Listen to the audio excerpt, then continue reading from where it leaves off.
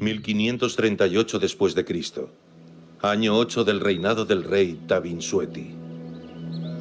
Hace más de 20 años, un viejo chamán vino a Tongú, nuestro pequeño reino montañoso. Aseguraba hablar con los Nats, los espíritus ancestrales venerados por mi pueblo antes de la llegada del budismo. Los Nats dijeron al chamán que un antiguo príncipe guerrero se reencarnaría en nuestro reino. Gobernaría como el Chakrabartin, el regente universal que personifica la virtud budista. Poco después, el rey tuvo un hijo llamado Tabinsueti. Al mismo tiempo, una joven sirvienta tuvo un hijo, y también fue la nodriza del príncipe recién nacido. Conozco bien esta historia, porque soy el hijo de la sirvienta y me criaron junto a mi futuro rey. Los Nats unieron los destinos de un rey y un sirviente. Mi madre no cree que Tabinsueti fuera quien decían los Nats. Dice que son espíritus engañosos de bendiciones confusas. Yo le digo que no soy ningún príncipe. Solo el rey Tabinsueti puede liderar nuestro pequeño reino contra los enemigos. Y tenemos muchos enemigos. Estamos bajo el ataque de los Shan, un pueblo guerrero del lejano norte. Las murallas no los pueden detener, así que atacamos el sur para asegurar Hantawadi. Los Nats infunden terror en el rey Hantawadi. Se retira con sus aliados tan rápido como un búfalo asustado que corre hacia su manada al oler a un depredador. El rey y yo somos los tigres que persiguen a ese búfalo.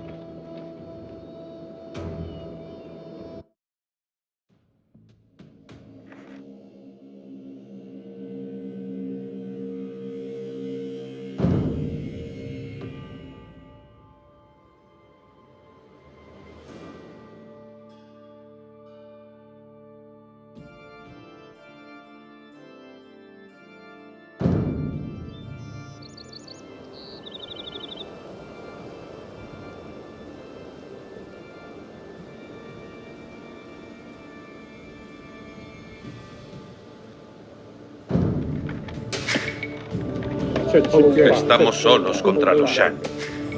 No luchéis por la gloria. Luchad por Birmania, nuestra historia y nuestro futuro.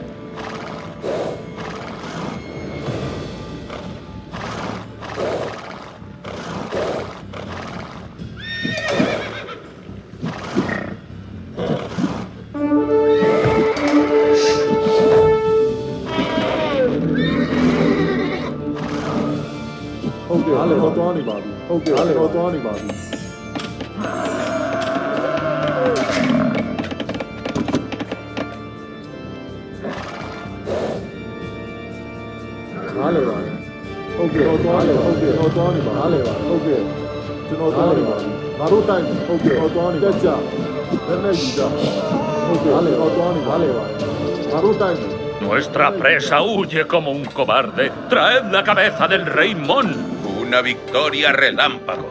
Los eruditos creerán que Garuda voló por aquí y destruyó a nuestros enemigos.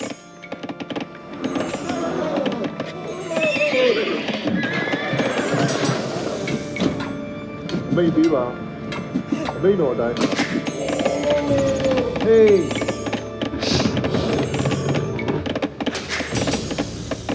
Okay. စောင်းလို့ရည်တယ်မှာမိတ်ပေးပါစောင်းလို့ရည်တယ်မှာ အစ်စ်ပဲစောက်လို့ရည်တမ အစ်စ်ပဲစောင်းလို့ရည်တယ်မှာ အမိန်တော်တိုင်းပါ ဟုတ်ကဲ့ဘယ်နဲ့ယူကြအမိန်တော်တိုင်းမိတ်ပေးပါ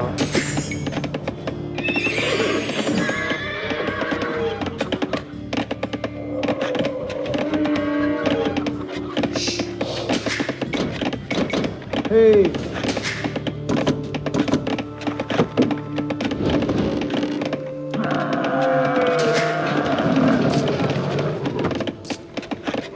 အမိတ်ပေးပါစောက်လို့ရည်တမ ဟုတ်ကဲ့စောင်းလို့ရည်တယ်မှာ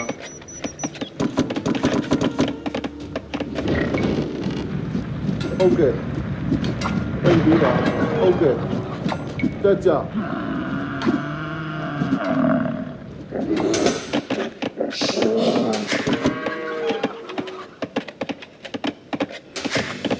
အစ်စ်ပဲ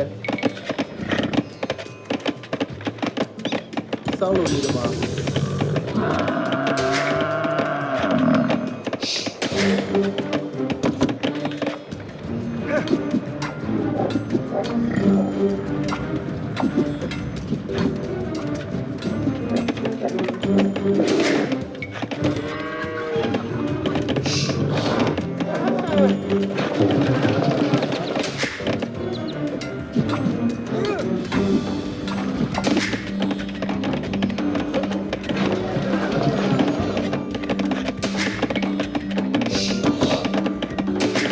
မိတ်ပေးပါ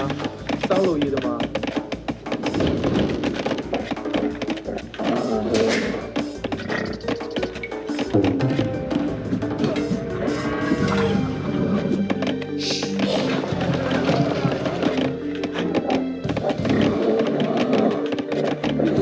ဟေးဟုတ်ကဲ့ရိတ်သိမ်းသမား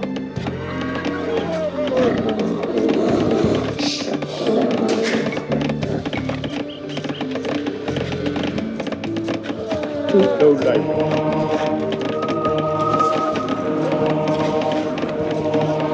တော်သွားနေမှာမိတ် ဟုတ် ပေး ကဲ့ ပါ ချင်းပါဟုတ်ကဲ့ ဟုတ်ကဲ့နားလည်ပါတယ်ကျွန်တော်သွားနေနားလည်ပါတယ်ကျွန်တော်သွားနေပါပြီ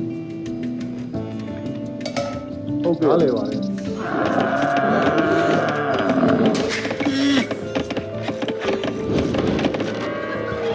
ကျွန်တော်သွားနားလည်ပါတယ်ကျွန်တော်သွားနေပါပြီ ဟုတ်ကဲ့ကျမသွားလို့ဟုတ်တမမှန်ပါကျမလို့မှန်ပါဟုတ်ကဲ့ကျမသွားတမဟေး ဟုတ်ကဲ့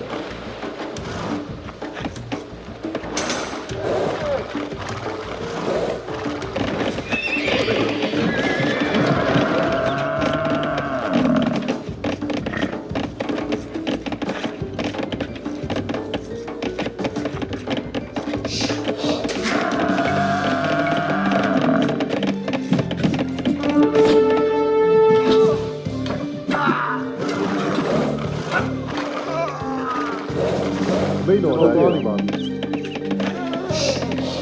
ဟုတ်ပါဟုတ်ကဲ့ဟုတ်ပါလုံးလိုက်ချင်းပါလုံးလိုက် မိတ်ပေးပါ စောက်လို့ရည်တမ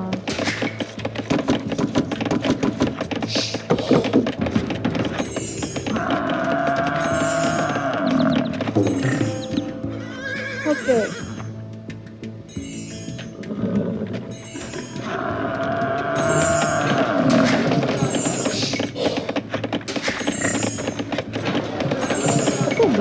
စောက်လို့ရည်တမ အစ်စ်ပဲစောင်းလို့ရည်တယ်မှာ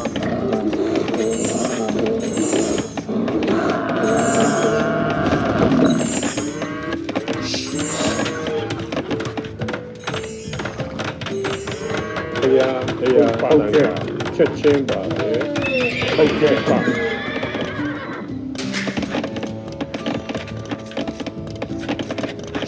မိတ်ပေးပါ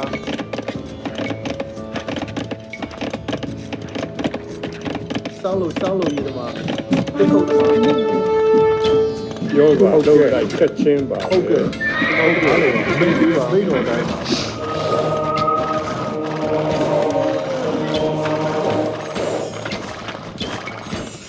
ဘုရားဟုတ်ကဲ့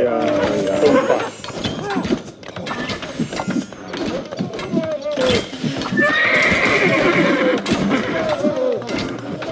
ယောဂချက်ချင်းပါပဲမိတော်တိုင်းပါဟုတ်ကဲ့ မိတ်ပေးပါ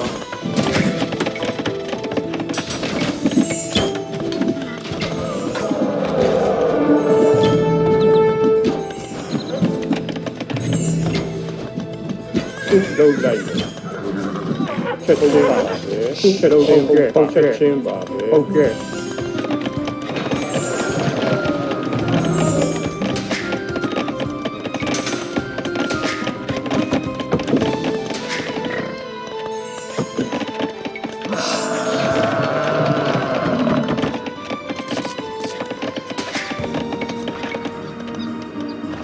င်းပါပဲလုံးလိုက်ဟုတ်ကဲ့ဟုတ်ကဲ့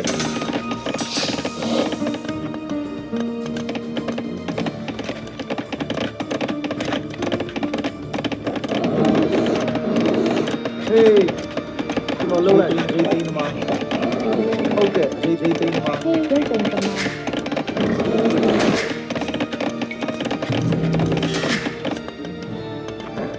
ယောဂဟုတ်ပါ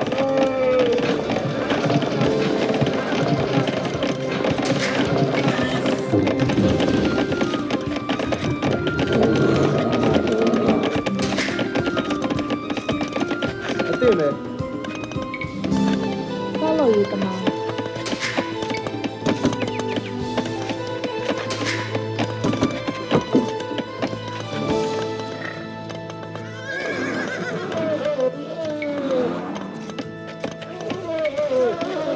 ဟေး ဟုတ်ကဲ့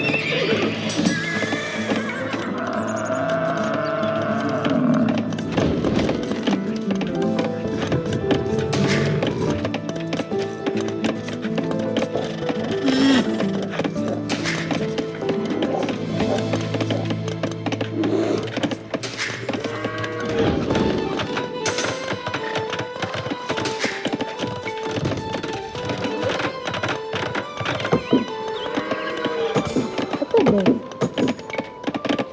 မိတ်ပေးပါ ကျမလုံးမယ်မှန်ပါစောလို့ရည်တမဒိတ်တိန်တမ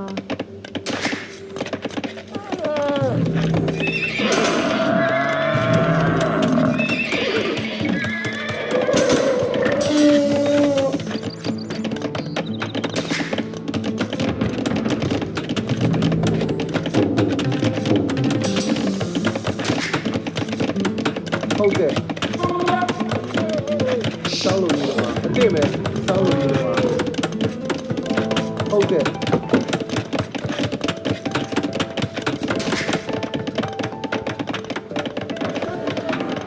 ဟုတ်ကဲ့ချက်လုံးလိုက်ပါပဲ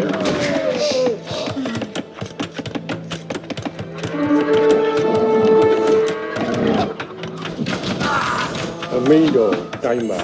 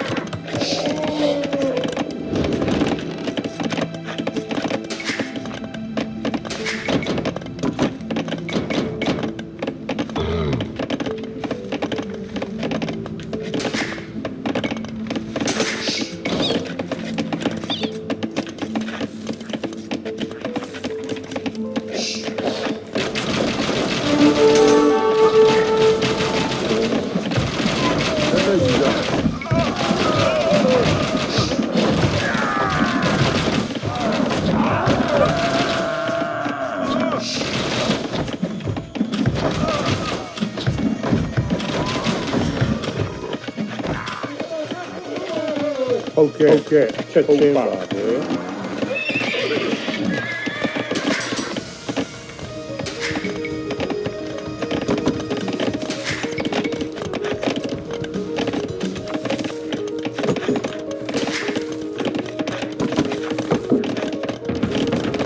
မိတ်ပေးပါစောင်းလို့ရပါစောင်းလို့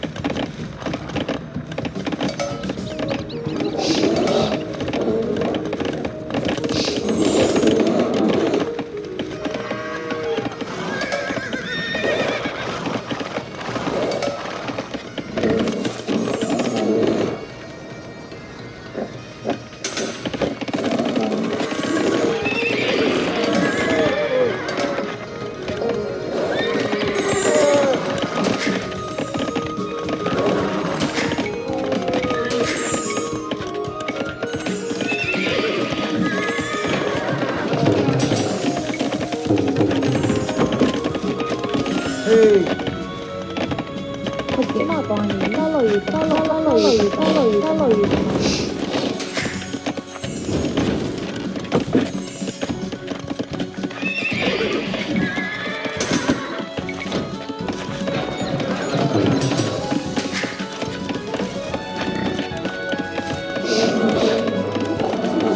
အတင်းပဲ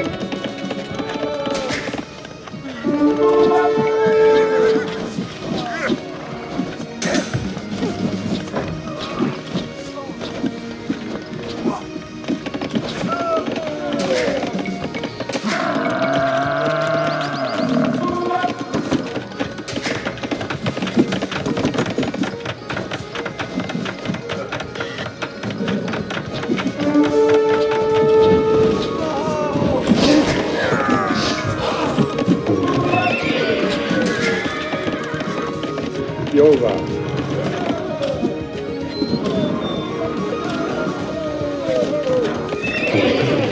လုံးလိုက်ဟုတ်ကဲ့ချက်ချင်းလုံးလိုက်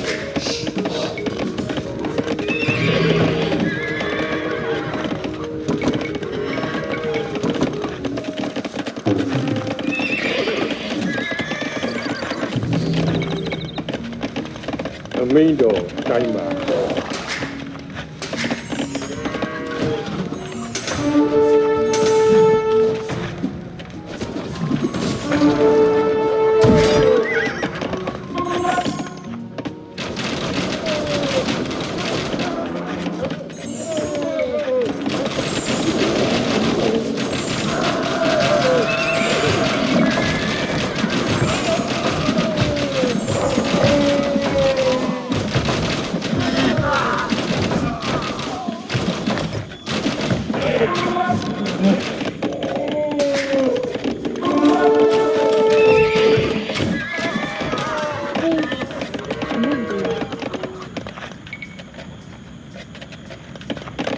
မှန်ပါတစ်ခုတ်သမား ဟေးအဲ့ ကျွန် တော့ တော်သွားနေပါပြီစောင်းလို့ရပါ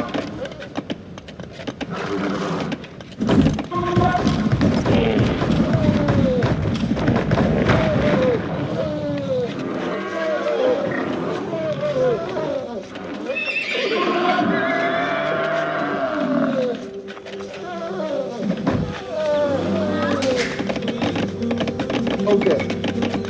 စောင်းလို့ရပါစောင်းလို့တစ်ခုတ်သမားအတင်းပဲစောင်းလို့ရပါတစ်ခုတ်သ ဟုတ် မား ကဲ့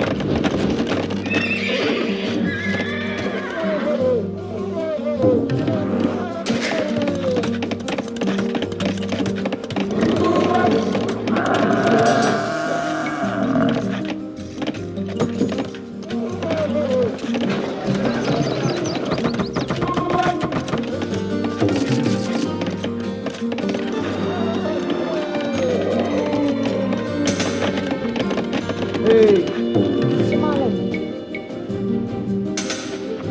လို့ရေးသမားဟုတ်ကဲ့တစ်ခုတ်သမား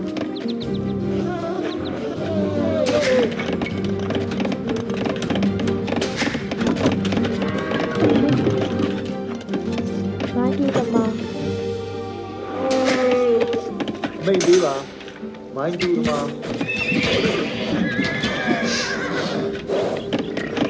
အတက်တယ်ဆောလို့ရေးသမားတစ်ခုတ်သမား ဟေးစောင်းလို့ရမှာတစ်ခုတ်တမှာ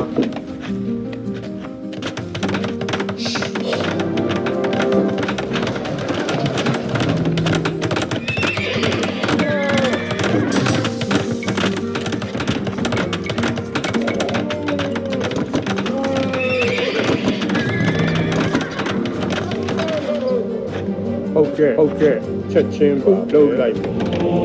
ချက်ချင်းပါဟုတ်ချက်ချင်းလုံးလိုက်လေ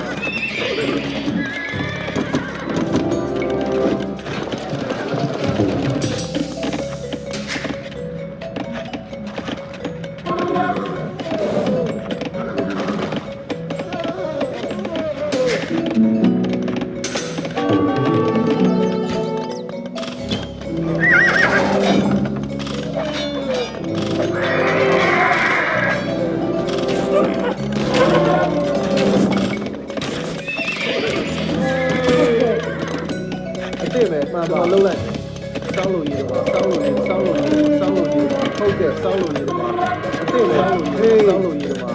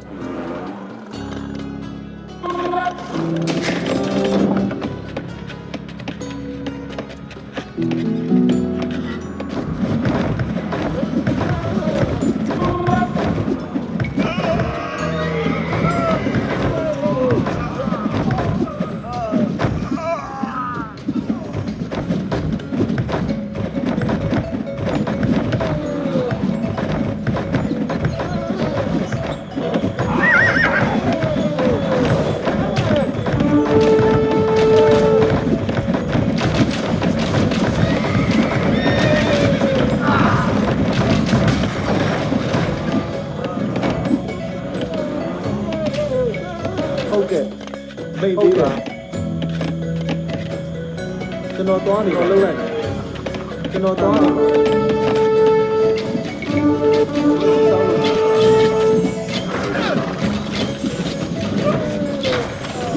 တရားတရားဆိုင်ပါ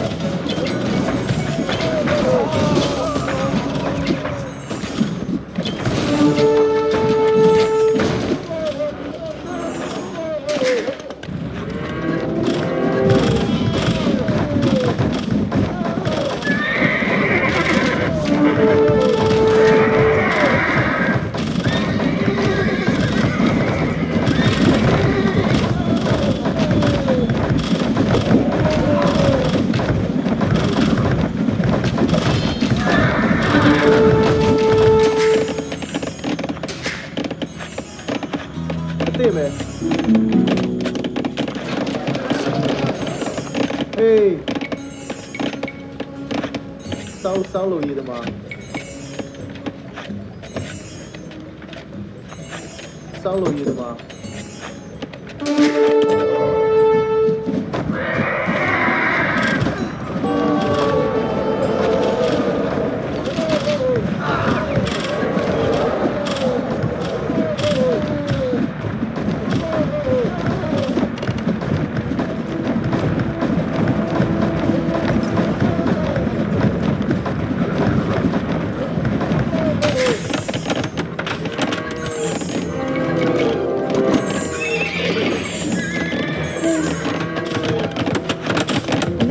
ဟုတ်ကဲ့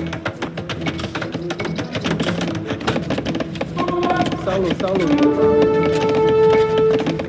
စောင်းလို့ရည်သမားဒီကုတ်သမား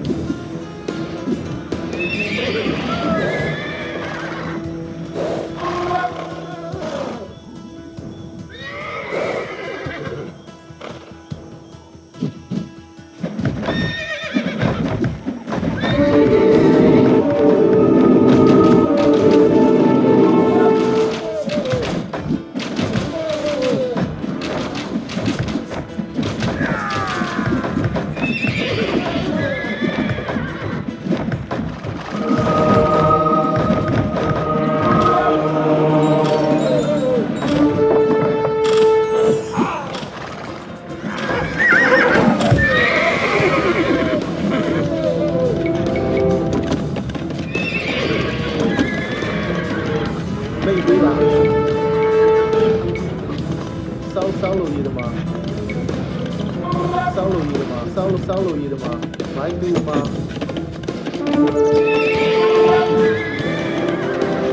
ဟုတ်ကဲ့တော့သွားလိုက်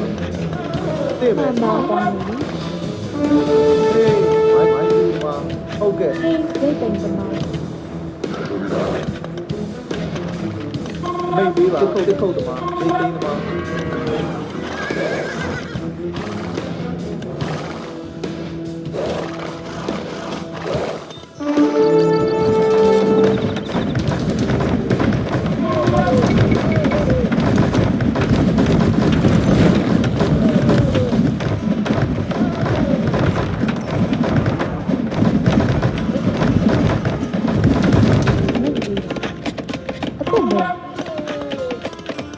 ဟုတ်ကဲ့တစ်ခုတ်သမား အမိန်တော်တိုင်းပါ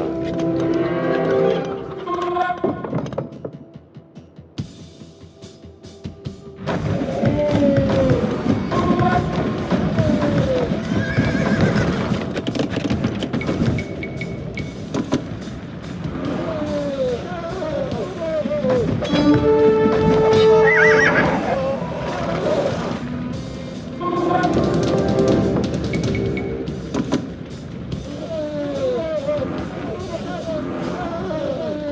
ိန်တော်တိုင်းကျွန်တော်သွားနေပါပြီဟုတ်ကဲ့နားလေပါနားလေပါကျွန်တော်သွားနေပါပြီမိတ်ပေးပါဟုတ်ကဲ့ငါတို့တိုက်မယ်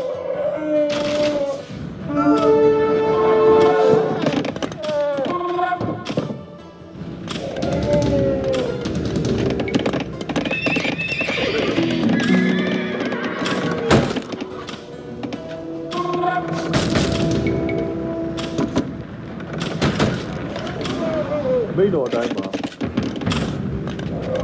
ဟုတ်ကဲ့ကျွန်တော်သွားနေပါမိတ်ပေးပါ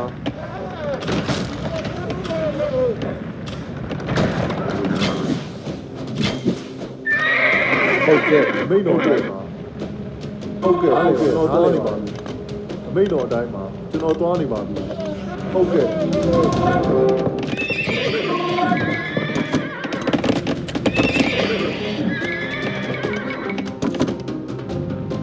မိတ်ပေးပါဟုတ်ကဲ့ကျွန်တော်သွားနေပါကျွန်တော်သွားနေပါဟုတ်ကဲ့ကျွန်တော်သွားနေပါပြီမိတ်တော်တိုင်းဟုတ်ကဲ့နားလဲပါတယ်ဟုတ်ကဲ့မိတ်ပေးပါမိတ်တော်တိုင်းကျွန်တော်သွားနေပါဟုတ်ကဲ့ကျွန်တော်သွားနေပါပြီနားလဲပါကျွန်တော်သွားနေပါပြီဟုတ်ကဲ့နားလဲကျွန်တော်သွားနေပါပြီနားလဲပါနားလဲပါတယ်မိတ်ပေးပါတက်ကြ